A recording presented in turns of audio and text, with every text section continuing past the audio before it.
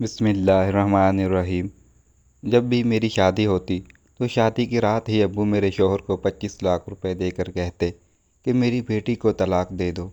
یوں میں اب تک کئی طلاقیں دے چکی تھی، مگر ہمیشہ ابا میری زبردستی شادی کروا کر طلاق دلواتے اور وجہ کچھ بھی نہ بتاتے، لیکن اماں اسی رات مجھے دودھ میں ہلدی ڈال کر دیتی، جس کو پیتے ہی میں سو جاتی تھی۔ آنکھ کھلتی تو ہر کوئی مجھے عجیب سی نظروں سے دیکھتا۔ اس بار میں نے سوچ لیا کہ دودھ پینے کا ناٹک کروں گی۔ یوں جیسے ہی جھوٹ موٹ کی سوئی تو پاؤں تلے سے زمین نکل گئی۔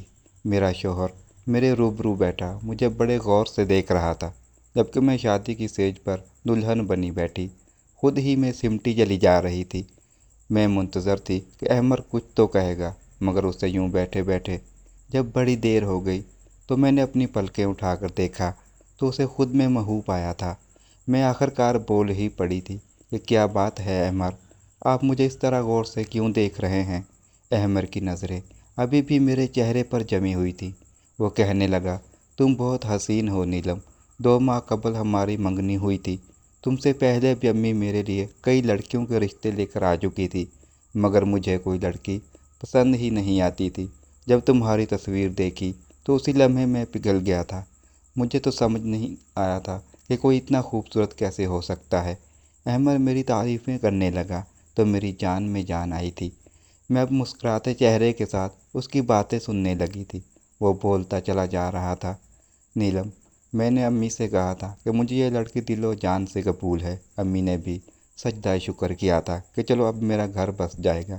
میں ان کا اکلوتا بیٹا ہوں نا، اس لیے ان کو میری شادی کی بہت جلدی تھی۔ میں نے بھی کہا چٹ منگنی اور پٹ بیاہ کر دیں، میں زیادہ انتظار نہیں کر سکتا۔ امی نے میرا کہا مان لیا، اور اب دیکھو نا، تم محض 2 ماہ بعد ہی میری ہو چکی ہو۔ مگر یہ 2 ماہ یوں ہی نہیں کٹ گئے تھے، میں نے ایک ایک لمحہ گن گن کر گزارا تھا۔ تم سے فون کال پر بات کرتا تو جی چاہتا کہ تمہیں اپنے روبرو لے آؤں۔ نیلم، آج میرے دل کے تمام ارمان پورے ہو چکے ہیں۔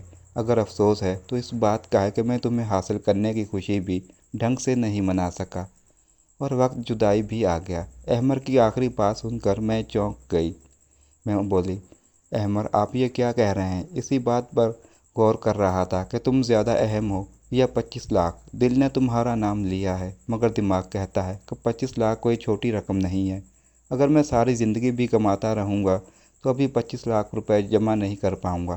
میں حیرت سے بولی، کون سے 25 لاکھ اور کہاں سے آئے؟ احمر بولا، تمہارے ابو نے رخصتی کے وقت مجھے آفر کیا تھا کہ جس طرح تم میری بیٹی کو رخصت کر کے لے کے جا رہے ہو، اگر اسی طرح اسے طلاق دے کر میرے گھر واپس چھوڑ جاؤ گے تو تمہیں پورے 25 لاکھ روپے دوں گا۔ مجھے احمر کی بات سن کر بہت غصہ آ گیا تھا۔ میں بولی، آپ کا دماغ تو ٹھیک ہے نا؟ میرے ابو میری شادی کے لیے کس قدر متفکر تھے یہ آپ نہیں جانتے۔ انہوں نے بڑی چھان بین کر کے میرا رشتہ طے کیا تھا، کیونکہ ابو کہتے تھے کہ نیلم، یہ شادی عمر بھر کا بندھن ہوتا ہے، اس لیے میں بہت سوچ سمجھ کر ہی تمہاری شادی کروں گا۔ اب ایسے کیسے ہو سکتا ہے کہ میرے ابو ہی میری طلاق دلوانا چاہتے ہوں؟ آپ یقیناً میرے ساتھ مذاق کر رہے ہیں، مگر میں آپ کو صاف صاف بتا دوں کہ مجھے اس قسم کا مذاق بالکل بھی پسند نہیں ہے۔ یہ بات سچ ہے کہ میں آپ کو بہت چاہتی ہوں، مگر اس مذاق کی وجہ سے اگر میں آپ سے روٹھ گئی تو مانوں گی نہیں۔ احمر بولا، پیاری نیلم، مجھے معاف کر دینا، مگر میں بہت مجبور ہو چکا ہوں، اس لیے میں اپنے مکمل ہوش و حواس میں تمہیں طلاق دیتا ہوں۔ احمر نے ایک ہی سانس میں مجھے 3 طلاق دے دی۔ جب کہ میں لرزنے لگی تھی۔ میں نے تو کبھی خواب میں بھی نہیں سوچا تھا کہ میرے ساتھ ایسا بھی ہو سکتا ہے، شادی کی سیج پر ہی مجھے طلاق مل جائے گی۔ میری آنکھوں سے آنسو بہنے لگے تو احمر بولا، بس بس، ابھی رونے کا وقت نہیں ہے یار۔ مجھے ڈر ہے کہ ذرا سی دیر پر تمہارے ابو اپنا فیصلہ نہ بدل دیں، یا یہ نہ ہو کہ میرے 25 لاکھ میں سے کٹوتی ہو جائے۔ چلو جلدی اٹھو، میں تمہارے گھر پر چھوڑ کر آؤں۔ مجھ سے ہلا بھی نہیں جا رہا تھا، مگر احمد نے میرا ہاتھ پکڑ لیا اور تقریباً مجھے گھسیٹتے ہوئے اپنے ساتھ باہر لے آیا تھا۔ گاڑی میں بٹھا کر میرے گھر کے دروازے تک لے آیا۔ اس نے بیل بجائی تو دروازہ ابو نے ہی کھولا تھا۔ ابو کی طرف احمد دیکھ کر بولا، یہ لے انکل، آپ کی امانت، اب مجھے رقم دے تاکہ میں چلا جاؤں۔ میری آنکھوں کے سامنے میرے ابو نے احمد کو نوٹوں سے بھرا ہوا ایک بریف کیس تھما دیا۔ احمر واپس چلا گیا تھا تو ابو میرا ہاتھ تھام کر مجھے گھر لے آیا۔ انہوں نے میرا ماتھا چوما اور مجھے صوفے پر بٹھا کر بولے، اللہ کا لاکھ لاکھ شکر ہے کہ اس نے تمہاری زندگی تباہ ہونے سے بچا لی۔ میں اب پھوٹ پھوٹ کر رونے لگی تھی۔ میں بولی، ابو مجھے بتائیں کہ آپ نے میرے ساتھ یہ کیا آپ نے مجھے رسوا کیوں کر دیا؟ میں نے تو سنا تھا کہ باپ اپنی بیٹیوں کے گھر بسانے کی خاطر بہت کچھ کر جاتے ہیں، مگر آپ نے تو میرے شوہر کو پیسوں کا لالچ دے کر میری طلاق کروا دی۔ میں اب طلاق کا چھاپ ماتھے پر سجا کر کہاں پھروں گی؟ روتے روتے میری ہچکی بند گئی تھی۔ اتنی دیر میں امی میرے لیے ہلدی ملا دودھ لے آئی۔ وہ کہنے لگی، میری بیٹی یہ دودھ پی لو۔ میں چیخ پڑی تھی۔ میں بولی، امی میرا گھر اجڑ گیا ہے، میں شادی کی پہلی رات ہی طلاق لے کر گھر واپس آ چکی ہوں۔ اس سب کے پیچھے کوئی اور نہیں بلکہ میرا سگا باپ ہے۔ ایسے میں آپ مجھے دلاسا دینے کے بجائے، اپنے شوہر کا گریبان پکڑنے کے بجائے میرے لیے ہلدی ملا دودھ لے کر آئی ہیں۔ مجھے بتائیں کہ یہاں پر کوئی مذاق ہو رہا ہے؟ امی نے میرے دونوں ہاتھ تھام لیے، جبکہ ابو بولے، نیلم جب تمہارا نکاح احمر کے ساتھ ہو گیا تو اس کے ایک رشتہ دار نے میرے کان میں آ کر مجھے بتایا تھا کہ احمر اور اس کے گھر والے فراڈیے ہیں۔ احمر تم سے پہلے بھی کئی لڑکیوں سے شادیاں کر چکا ہے۔ یہ سب سن کر تو میں حیرت میں مبتلا ہو گیا تھا، مگر میں نے سوچا کہ شاید یہ جھوٹی خبر ہو، اس لیے میں نے اپنے ذرائع سے پتہ لگایا تو مجھے معلوم ہوا کہ احمر سچ میں اچھا لڑکا نہیں ہے۔ تمہاری زندگی تباہ و برباد کر دیتا۔ تم میری اکلوتی اولاد ہو، خود ہی بتاؤ میں تمہاری زندگی تباہ ہوتے ہوئے دیکھ سکتا تھا کیا؟ ناممکن۔ میں غصے سے بولی، ابو پہلے آپ کے ذرائع کہاں مرے ہوئے تھے؟ آپ نے پہلے اس بات کی تصدیق کیوں نہ کرائی؟ منگنی ٹوٹ جاتی تو بھی مجھے اتنا دکھ نہ ہوتا۔ اب تو میں رخصتی کے بعد طلاق لے کر آئی ہوں، اپنی سہیلیوں کو کیا شکل دکھاؤں گی؟ لوگ تو میرا مذاق اڑائیں گے نا۔ ابو بولے، لوگوں کی خاطر میں تمہاری زندگی خراب ہونے دیتا کیا؟ یہ ممکن ہے؟ ہمارا شوہر سن کر جو مہمان ہمارے گھر آئے ہوئے تھے وہ لاؤنج میں آ گئے تھے، وہ تو یہ نظارہ دیکھ کر ہی حیران رہ گئے۔ امی نے جلدی جلدی سے مجھے ہلدی والا دودھ پلا دیا اور اب میری آنکھوں کے سامنے اندھیرا چھانے لگا تھا، دماغ میں تاریکی سے اترنے لگی تھی، ہر طرف خاموشی ہی خاموشی ہو گئی تھی۔ میں یہی سوچ رہی تھی کہ آخر میں یہاں کیا کر رہی ہوں، اور پھر میرے دماغ میں رات والا منظر گھومنے لگا تھا، تو مجھے طلاق ہو گئی ہے۔ یہ بات سوچتے ہی میرا دل ڈوب سا گیا تھا۔ میں جلدی سے اٹھ بیٹھی اور تقریباً بھاگتی ہوئی باہر لاؤنج میں آ گئی تھی۔ سب مہمان واپس جانے کی تیاریوں میں مشغول تھے، لیکن جیسے ہی ان کی نظر مجھ پر پڑی تو وہ مجھے عجیب سی نظروں سے دیکھنے لگے تھے۔ مہمانوں کی نظروں میں میرے لیے غصہ نہیں تھا، طنز بھی نہیں تھا، کچھ ایسا تھا جسے میں سمجھ نہیں پائی تھی۔ امی نے مجھے دیکھا تو میرا ہاتھ پکڑ کر مجھے اپنے ساتھ کمرے میں لے آئی۔ وہ کہنے لگی، نیلم تم دل چھوٹا مت کرو، میں تمہارا گھر ضرور بساؤں گی اور ایک ایسے شخص کو تمہارا ہم سفر بناؤں گی جو تمہیں سر آنکھوں پر بٹھا کر رکھے گا، تمہیں دنیا جہاں کی خوشیاں دلائے گا۔ تم اپنا دل غم زدہ مت کرو۔ جب تک تمام مہمان چلے نہیں گئے تھے میں امی کے کمرے میں ہی چھپ کر بیٹھی رہی تھی۔ میں نے اپنا موبائل اٹھا لیا اور احمر کے ساتھ اپنی پرانی چیٹ پڑھنے لگی۔ اس نے ہر میسج میں میرے ساتھ اظہار محبت کیا تھا، اس نے ہمیشہ ساتھ نبھانے کی قسمیں کھائی تھیں۔ اس کے ہر میسج میں یہی لکھا تھا کہ وہ مجھے کبھی نہیں چھوڑے گا۔ کیا ایسی باتیں کرنے والا شخص دھوکے باز ہو سکتا ہے؟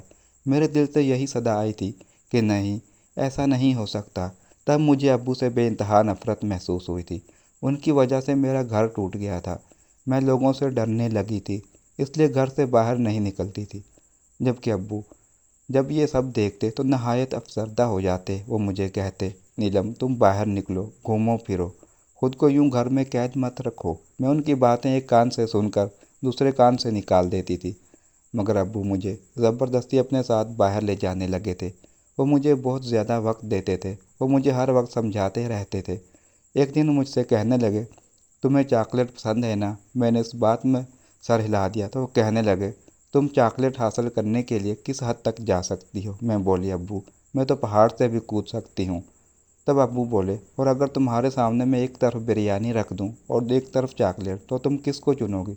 میں ہنس دی اور بولی، ایک بھی لمحہ ضائع کیے بنا ہی میں بریانی کو چن لوں گی، کیونکہ بریانی کی محبت کے سامنے چاکلیٹ کی محبت میرے دل سے کم ہو جاتی ہے۔ تب ابو بولے، نیلم تم احمر کے لیے چاکلیٹ کی سی حیثیت رکھتی تھی، جبکہ پیسہ اس کے لیے بریانی تھا۔ اس نے تمہیں پیسے کی خاطر چھوڑ دیا، تو کیا تم اب ساری زندگی اس کا روک لگا کر بیٹھی رہو گی؟ ابو کی باتیں سن کر میں پھوٹ پھوٹ کر رونے لگی تھی۔ وہ سچی تو کہہ رہے تھے۔ احمد نے اگر مجھے چھوڑا تھا تو اس میں نہ ہی ابو کا قصور تھا اور نہ ہی پیسوں کا، بلکہ اصل قصور تو احمد کی خود کی نیت کا تھا۔ اس دن میں اتنا روئی کہ دل سے احمد کا خیال ہمیشہ ہمیشہ کے لیے نکل گیا تھا۔ اب ابو مجھے نئی ابتدا کے لیے تیار کر رہے تھے۔ انہوں نے مجھے ایک لڑکے کی تصویر دکھائی تو میں نے رضامندی ظاہر کر دی تھی۔ ابو نے لڑکے والوں کو گھر بلا لیا تھا، میری اور راحل کی ملاقات کروا دی تھی۔ راحل ایک اچھا لڑکا تھا۔ وہ کہنے لگا، مجھے علم ہے کہ آپ کی پہلے شادی ناکام ہو چکی ہے۔ میں جانتا ہوں کہ لڑکیوں کے لیے شادی کا ٹوٹ جانا بہت بڑا صدمہ ہوتا ہے۔ میں آپ کو اس غم اور صدمے سے نکالنے کی پوری کوشش کروں گا اور آپ کو بے انتہا محبت دوں گا۔ میں راحل کی باتیں سن کر بہت پر امید ہو گئی تھی۔ میں نے ابو سے کہہ دیا تھا کہ میں راحل کے ساتھ شادی کرنے پر رضامند ہوں، پر اس دفعہ میں منگنی نہیں کرنا چاہتی تھی۔ میں نے نکاح کا آپشن چوز کیا تھا، اس لیے محض 2 ہفتے بعد ہی وہ دن بھی آ گیا جب میری اور راحل کی شادی ہو چکی تھی۔ میں خوش تھی، مگر اس بار شادی کی رات کو لے کر دل میں بہت سے وسوسے سر اٹھا رہے تھے۔ کہتے ہیں نا کہ دودھ کا جلا ہوا چھاچھ بھی پھونک پھونک کر پیتا ہے۔ میں راحل کے کمرے میں بیٹھی تھی۔ وہ بہت خوش تھا، میرے پاس آیا، میرا گھونگھٹ اٹھایا اور میرے ہاتھ میں سونے کی انگوٹھی پہنا کر بولا، نیلم، میں تمہیں عمر بھر خوش رکھنے کی کوشش کروں گا۔ میں مسکرا کر بولی، کیا مجھے آپ کے وعدوں پر یقین کر لینا چاہیے؟ راحل نے اس بات میں سر ہلا دیا اور بولا، جان کی بازی لگا دوں گا، مگر اپنے قول و فعل میں پورا اترنے کی کوشش کروں گا۔ تبھی راحل کی موبائل کی گھنٹی بجی تھی۔ اس نے فون کال نکال کر کان سے لگایا تو اس کے چہرے کی مسکراہٹ مدھم ہوتی ہوتی ختم ہو گئی تھی۔ وہ کہنے لگا، آپ یہ کیا کہہ رہے ہیں؟ میں آپ کی بات سمجھ نہیں پا رہا۔ فون کرنے والا شخص تعویلیں دینے لگا تو راحل بولا، میں آپ کی بات پر کیسے یقین کر لوں؟ فون کی دوسری جانب بیٹھے شخص نے اسے نہ جانے کیا کہا تھا کہ راحل کے چہرے پر مسکراہٹ پھیل گئی تھی۔ راحل نے فون بند کر دیا اور میرا ہاتھ پکڑ کر بولا، نیلم، میں تمہیں طلاق دیتا ہوں۔ یہ الفاظ میرے اعصاب پر ہتھوڑے کی مانند لگے تھے۔ میں غصے سے بولی، یہ تم کیا بکواس کر رہے ہو؟ راحل کہنے لگا، نیلم، میں نے 2 سال قبل ہی ایک پرائیویٹ کمپنی میں جاب سٹارٹ کی تھی۔ مجھے بہت برے حالات سے گزارا اس کمپنی والوں نے۔ تنخواہ بھی واجبی سی تھی، جبکہ میرے ہنر کے باعث کمپنی نے بہت کامیابیاں حاصل کر لی تھیں۔ جس دن میں تم سے ملنے تمہارے گھر آیا تھا، تب تمہارے ابو کہنے لگے کہ مجھے بتاؤ راحل، تمہاری زندگی کی سب سے بڑی خواہش کیا ہے؟ تو میں نے بولا تھا کہ اگر مجھے 20 لاکھ روپے مل جائیں تو میں اپنا بزنس شروع کرنا چاہوں گا۔ ابھی تمہارے ابو کا فون آیا تھا، وہ مجھے 25 لاکھ روپے دینے پر رضامند تھے، بدلے میں انہیں مجھ سے تمہاری طلاق چاہیے۔ میں طلاق ہرگز نہ دیتا، مگر ایک طرف تم تھی اور دوسری طرف میرا ایک بہت بڑا خواب۔ چلو آؤ، میں تمہیں تمہارے گھر چھوڑ آتا ہوں، کیونکہ اب ہم دونوں ایک دوسرے کے لیے نامحرم ہو چکے ہیں۔ میرا سر چکرانے لگا تھا، ایک دم سے میرے گال سرخ ہو گئے تھے۔ میں دھاڑ کر بولی، نہیں جانا مجھے تمہارے ساتھ، میں خود چلی جاؤں گی۔ راحل مسکرا کر بولا، یار میری مجبوری ہے کہ تمہارے ابو نے مجھ سے کہا ہے اگر تم میری بیٹی کو چھوڑنے آئے تب ہی تمہیں پیسے دوں گا، اس لیے اگر مجھے تمہارے ساتھ زبردستی بھی کرنا پڑی تو میں اس سے بھی گریز نہیں کروں گا۔ میں نے سر ہلا دیا تھا۔ میں کچھ کہے بنا ہی راحل کے ساتھ چل پڑی تھی۔ جو مرد مجھے پیسوں کی خاطر طلاق دے سکتا تھا، پھر وہ کچھ بھی کر سکتا تھا۔ گھر کے دروازے پر راحل نے ہی بیل دی تھی، جبکہ ابو مجھے دیکھ کر بولے، آ گئی میری بیٹی۔ وہ ایسے سر انداز میں پوچھ رہے تھے جیسے میں کسی ٹرپ سے واپس آئی ہوں۔ میں کچھ نہیں بولی۔ ابو باہر نکل کر راحل سے بات چیت کرنے لگے تھے، جبکہ میری امی میرے لیے ہلدی والا دودھ لے آئی تھی۔ میں چیخنے لگی تھی۔ میں بولی، امی، ابو نے دوسری بار بھی میرا گھر اجاڑ دیا تھا۔ تب بھی مجھے پیچھے سے ابو کی آواز سنائی دی تھی، کہنے لگے، میں نے تمہیں بچانے کے لیے یہ سب کیا ہے۔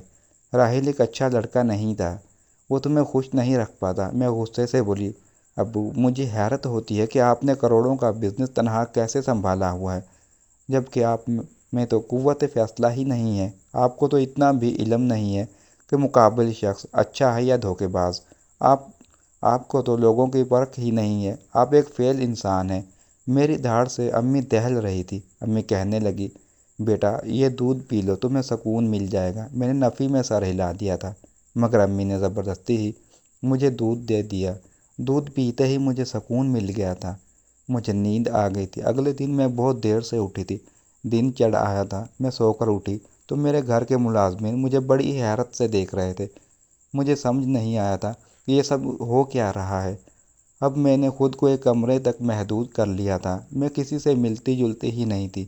ابو ایک دن میرے پاس آیا اور کہنے لگا، کتنے دنوں سے میں تمہارا انتظار کر رہا ہوں کہ تم باہر آؤ گی، ہمارے ساتھ ملو جلو گی، باتیں کرو گی، مگر تم نے تو ہم سے دوری اختیار کی ہوئی ہے۔ میں بولی، ابو مجھے بتائیں کہ آپ نے میرے ساتھ اتنا برا کیوں کیا، آپ نے میری طلاق کیوں کروائی؟ ابو کہنے لگے، بیٹا کبھی کبھار اپنی اولاد کی بہتری کے لیے انسان کو کڑوا گھونٹ پینا پڑ جاتا ہے، ورنہ دنیا میں کون ایسا باپ ہوگا جو یہ چاہے گا کہ اس کی اولاد کو مشکل حالات کا سامنا کرنا پڑے۔ میرا بس چلے تو تمہارے پاؤں بھی اپنی ہتھیلی پر رکھوں، مگر یہ دنیا ہے بیٹا، یہاں اولاد اور مال انسان کی آزمائش کے لیے ہی اتارے گئے ہیں۔ میں نے جو کچھ بھی کیا بڑی تکلیف میں کیا ہے، میں ہرگز ایسا نہیں کرنا چاہتا تھا۔ میں نے سر ہلا دیا اور بولی، ابو یہ آخری بار تھا، میں اب آپ کو مزید اپنے احساسات اور جذبات کے ساتھ کھیلنے کی اجازت نہیں دوں گی۔ ابو بولے، ہاں ہاں بالکل ویسا ہی ہوگا جیسا تم کہو گی۔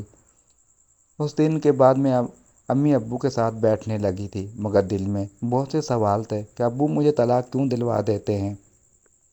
کیا میرے دونوں شوہر ہی برے تھے؟ اور اگر برے ہی تھے تو ابو کو پہلے علم کیوں نہیں ہوتا تھا؟ شادی کی رات کیا ان پر وہی اتر جاتی تھی کہ تمہاری بیٹی کا شوہر اچھا نہیں ہے اور اسے طلاق دلوا دو؟ چلو یہ بھی مان لیا کہ ابو کو پتہ چل جاتا تھا، پھر وہ 25 لاکھ کی خطیر رقم دے کر ہی مجھے طلاق کیوں دلوا دیتے؟